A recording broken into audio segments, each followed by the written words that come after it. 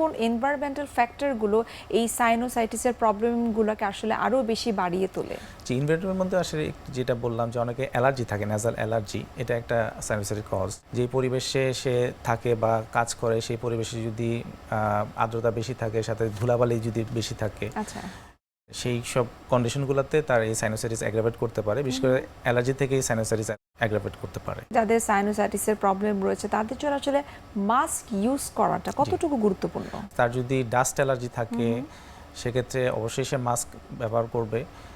যদি দেখা যাবে যে এখানে কিছু অ্যাডভাইসও আছে, যেমন কোনো কারণে সে বিছনা যদি ঝাড়ে সে অবশ্যই মাস্ক ব্যবহার করবে। যে বাসায় বা যে অফিসে থাকবে সেখানে কার্পেট ইউজ না করে, কারণ কার্পেটের মধ্যে অনেক ডাস্ট এবং মাইট থাকে। অনেক সময় দেখা যায় শীতকালে আমরা হঠাৎ করেই লেপ তোষক বের করে ইউজ করা শুরু করি, সেক্ষেত্রে এটা আমরা অ্যাভয়েড করতে বলি, কারণ এখানে অনেক ডাস্ট থাকে, মাইট থাকে। এগুলো অবশ্যই রোদে খুব ভালো মতো শুকিয়ে ঝেড়ে পরিষ্কার করে তারপরে ব্যবহার করতে হবে। যেসব বাচ্চাদের সাইনোসাইটিসের প্রবলেম রয়েছে তারা হয়তো অনেক ধরনের সাইন সিমটমের কথা বা প্রবলেমের কথা তারা বলতে পারছেন, এই ক্ষেত্রে প্যারেন্টসদের কিভাবে এই সমস্যাটাকে আইডেন্টিফাই করা উচিত এবং আপনাদের কাছ থেকে জানতে চাই যে আসলে ট্রিটমেন্টটা তাদের কিরকম হবে? বাচ্চাদের যেটা প্রবলেম হয়, নাকটা বন্ধ থাকে এবং নাক দিয়ে এক ধরনের ডিসচার্জ হয়।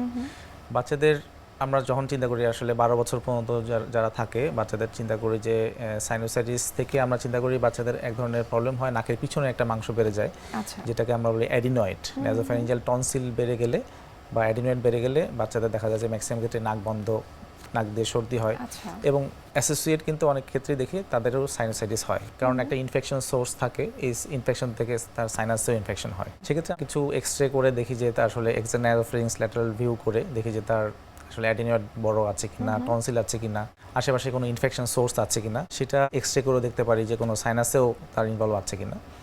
এগুলো করে আমরা আসলে বুঝতে পারি যে তার সাইনাস আছে, সাথে অ্যাডিনয়েড আছে কিনা, টনসিলাইটিস আছে কিনা, অন্যান্য কোনো ইনফেকশন সোর্স আছে কিনা। আমরা আরো বিস্তারিত জানবো এই সাইনোসাইটিস সম্পর্কে, তবে তার আগে একটা ছোট্ট বিরতি নিয়ে নিচ্ছি।